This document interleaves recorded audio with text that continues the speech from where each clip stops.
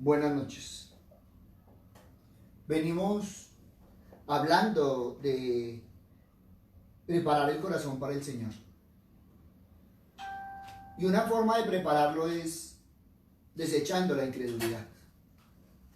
Primera de Samuel, capítulo 7, versículo 3.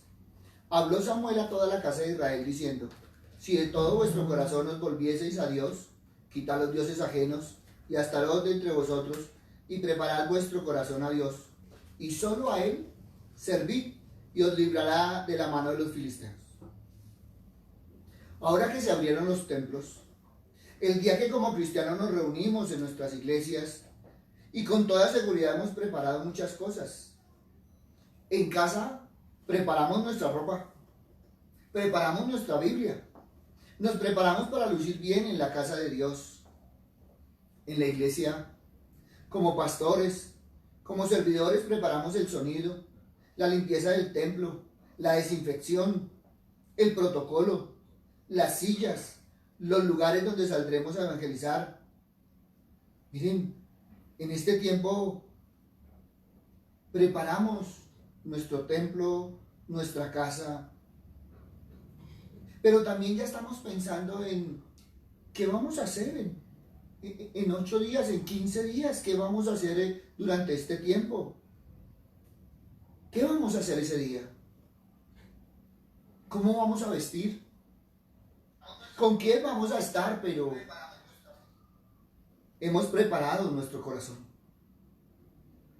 ¿Realmente hemos preparado y estamos preparando nuestro corazón? Muchas veces preparamos tantas cosas que se nos olvida preparar lo principal. Lo que Dios mira, pues todo lo demás es importante: el vestuario, el uniforme de servidor, las sillas bien ordenadas, el protocolo, el templo bien limpio, el sonido bien regulado y tantas otras cosas. Pero la palabra de Dios nos declara que es lo que Dios verdaderamente mira en nosotros: el corazón. Primera de Samuel 16:7. Y Dios respondió a Samuel: no mires a su parecer, ni a lo grande de su estatura, porque yo los desecho. Porque Dios no mira lo que mira el hombre, pues el hombre mira lo que está delante de sus ojos, pero Dios mira el corazón. ¿Qué significa preparar el corazón para el Señor? Pues una de las primeras cosas que tenemos que tener clara es que significa quitar de nuestro corazón la incredulidad. Hebreos capítulo 11, versículo 6. Pero sin fe es imposible agradar a Dios, porque es necesario que el que se acerque a Dios crea que le hay y que es galardonador de lo que le buscan. El que se acerca a Dios se tiene que acercar con fe, creyendo en Él y en lo que Él puede hacer, en su poder y sus maravillas para nuestra vida. El que busca a Dios con incredulidad lo desagrada. Para Dios un corazón incrédulo es un corazón malo. Hebreos 3:12. Mirad, hermanos, que no vaya en ninguno de vosotros corazón malo de incredulidad para apartarse del Dios vivo. Tenemos que saber que si algo frena el fluir del poder de Dios en nuestra vida, es la incredulidad. Marcos 6:4-6. Mas Jesús le decía: no hay profeta sin honra, sino en su propia tierra, y entre sus parientes, y en su casa. Y no pudo hacer allí ningún milagro, salvo que sanó a unos pocos enfermos, poniendo sobre ellos las manos, y estaba asombrado de la incredulidad de ellos, y recorría las aldeas de alrededor enseñando.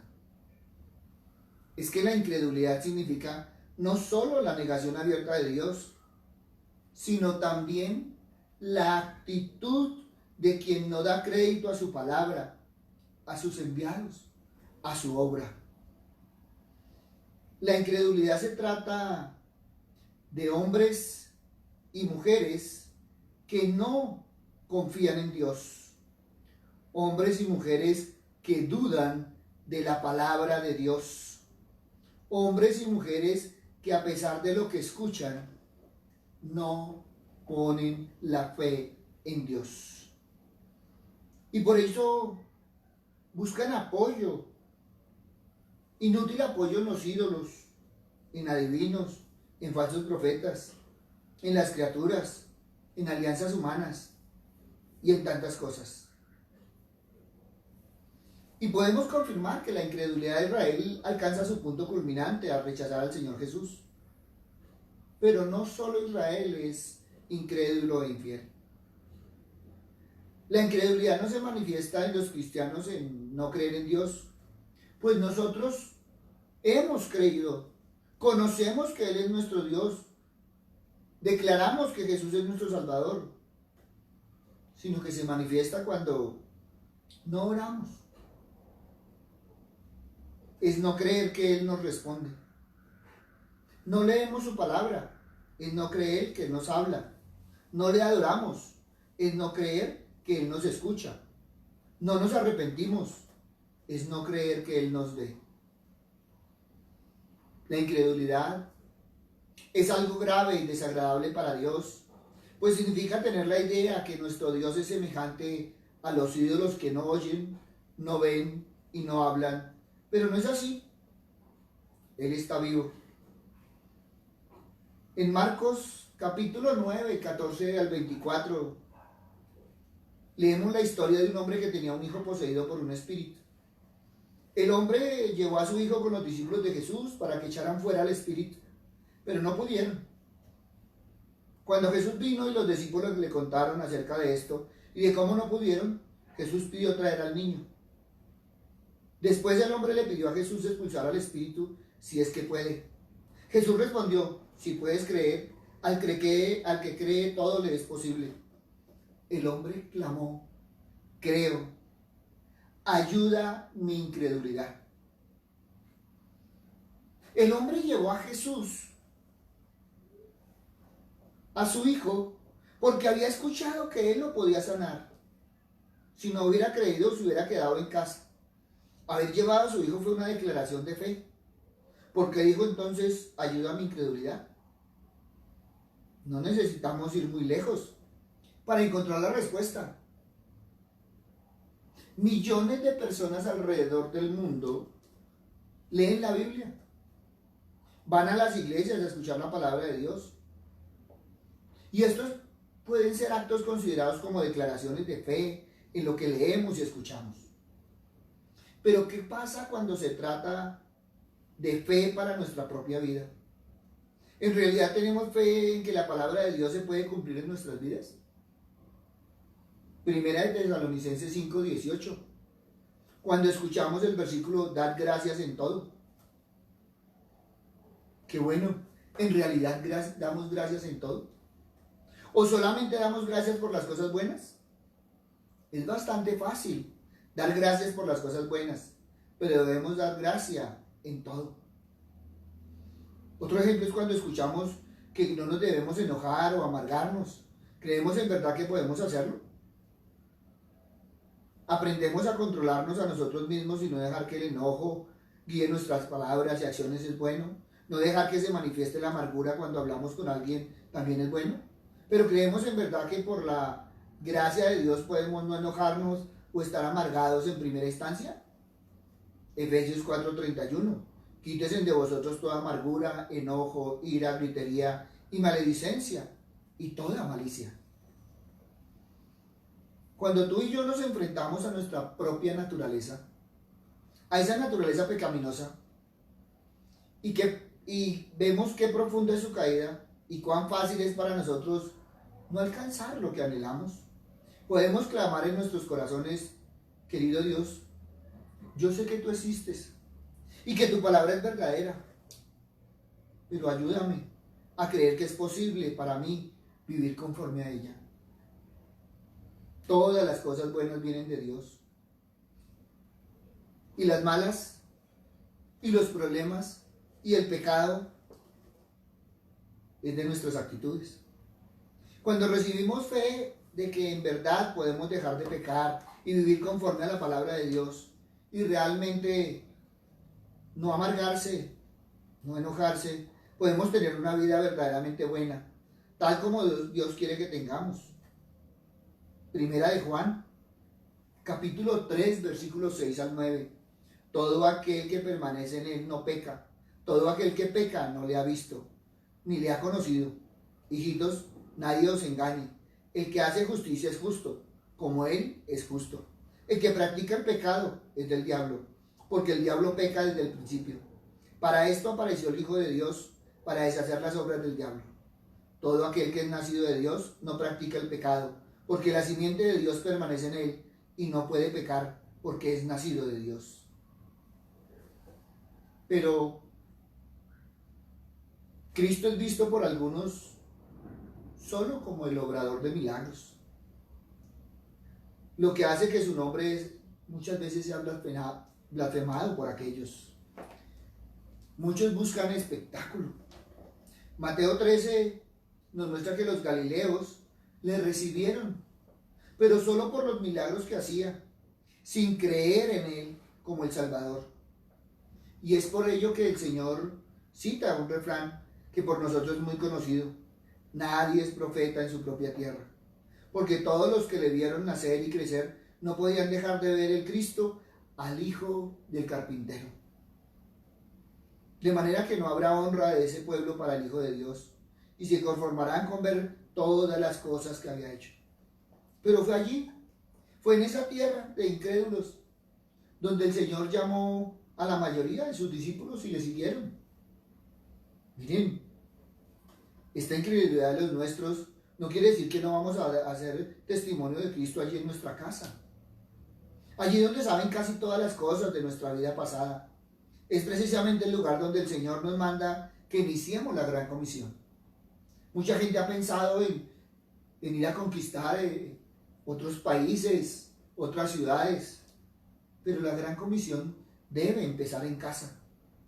Comenzaremos dando testimonio de una vida renovada, justamente en nuestra casa, para que crean en el poder transformación del Dios poderoso.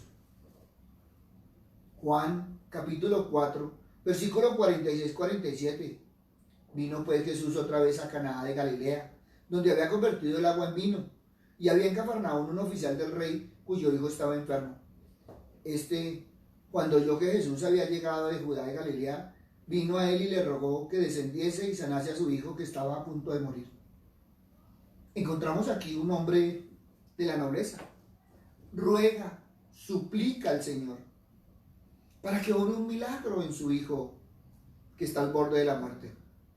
Esa acción de ruego y súplica es impresionante, más cuando proviene de hombres que socialmente se consideran importantes, acostumbrados a ordenar.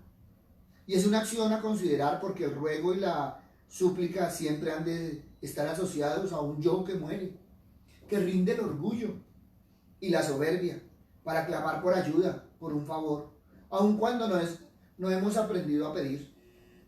Solo aprendemos a ordenar, a declarar, a exigir, pero con el Dios soberano las cosas no son así. A Dios se le ruega y se le suplica. La fe de este oficial que estaba puesta en Jesús aún no es una fe que proviene del deseo de salvar su alma, sino del desespero de un milagro para su hijo. Y este tipo de fe, centrada en nuestras necesidades terrenales, siempre produce en nosotros una fe débil.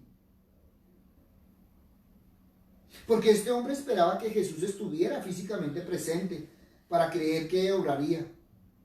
Es así que le dice: desciende. Y no solo eso, sino que también esperaba que Jesús tuviera el poder para sanar a su hijo. Pero no tenía la esperanza que pudiera resucitarlo de los muertos. Por eso el afán de que Jesús fuera.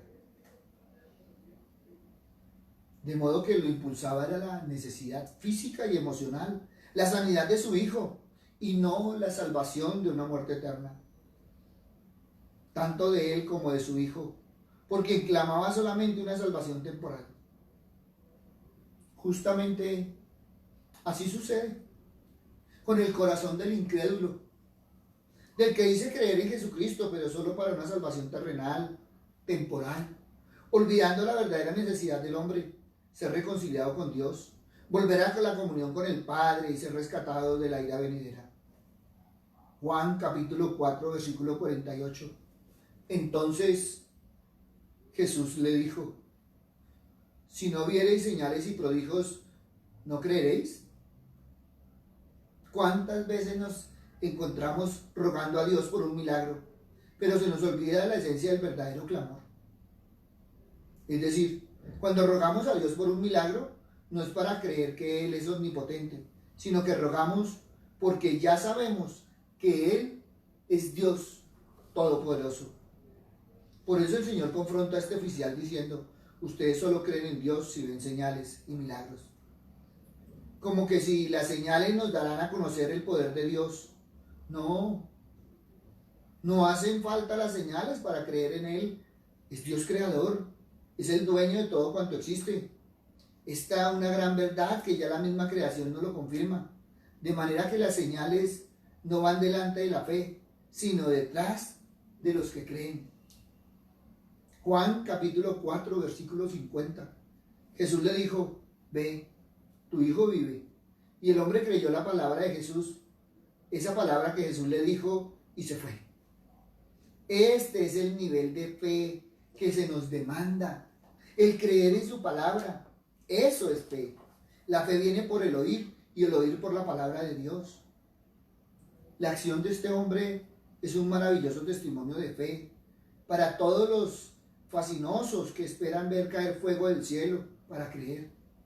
Así la incredulidad de este oficial desapareció.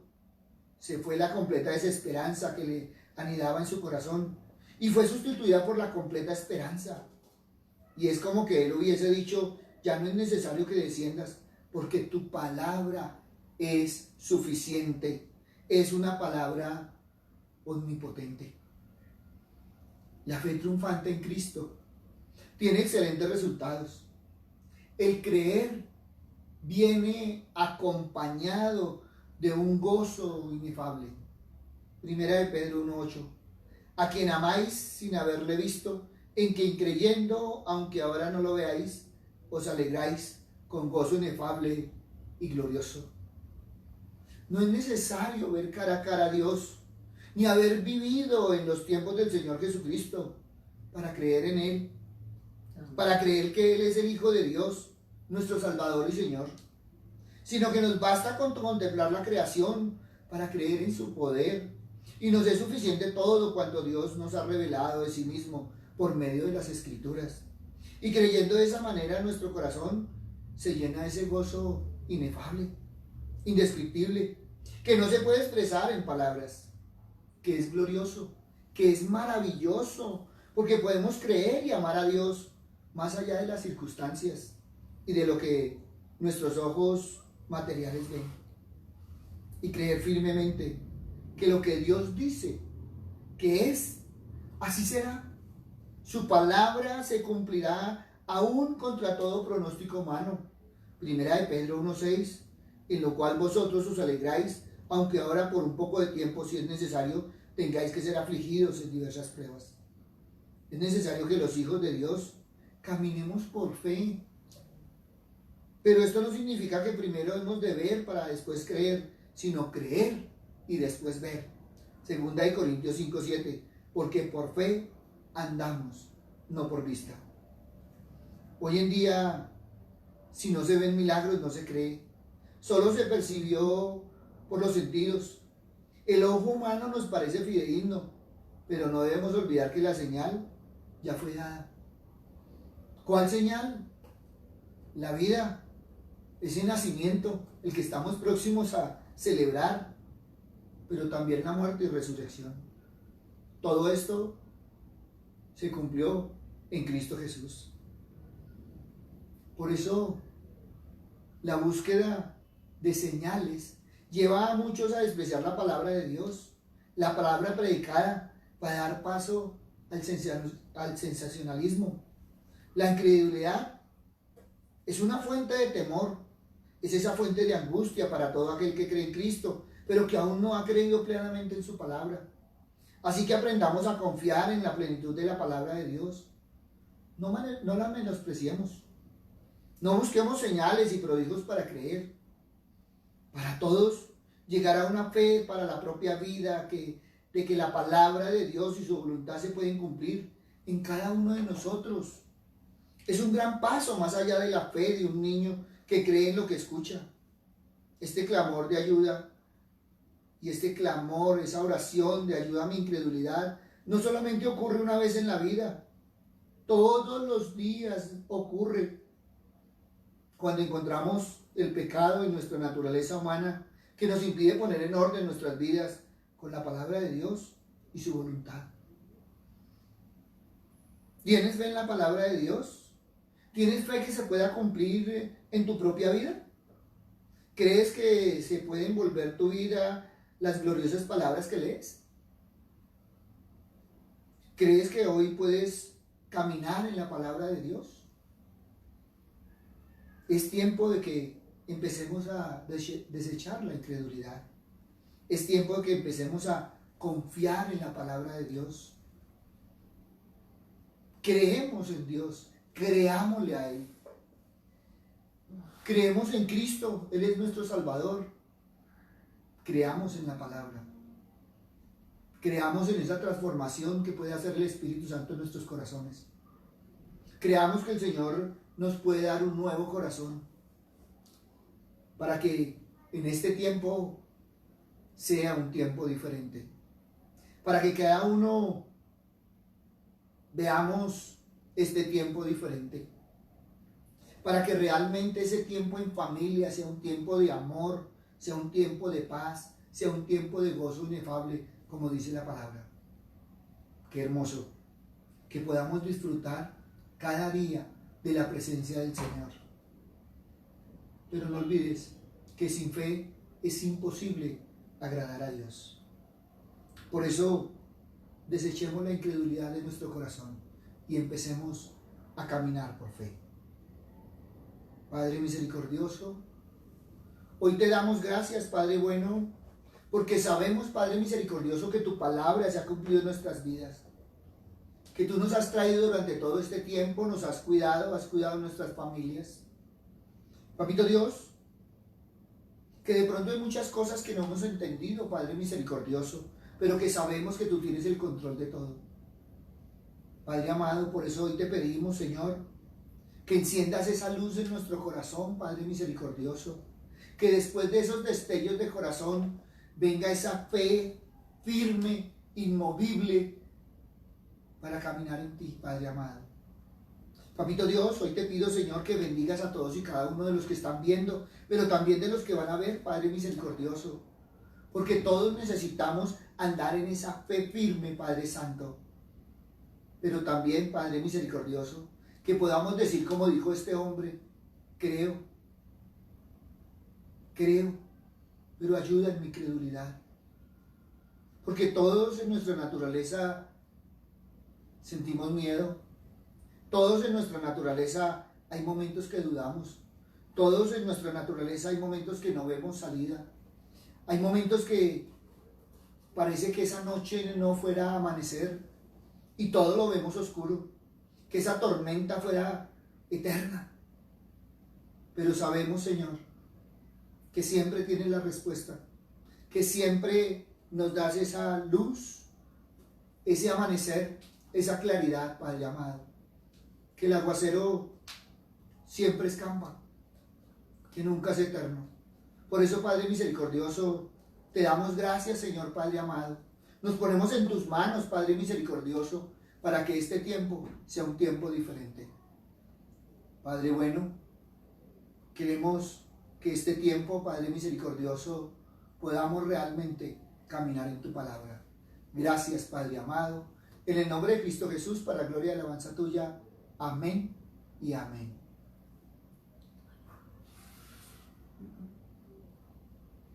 Buenas noches para todos. Les habló el pastor Walter Bernal de la Iglesia Su Gloria en mi Bogotá. Gracias a todos los que han venido compartiendo la palabra. Gracias a todos los que han recibido el mensaje. Porque es un tiempo donde debemos preparar el corazón.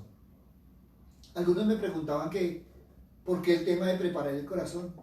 Porque después de todas las angustias, después de todo este tiempo que hemos vivido, es necesario tomarnos de la palabra del Señor.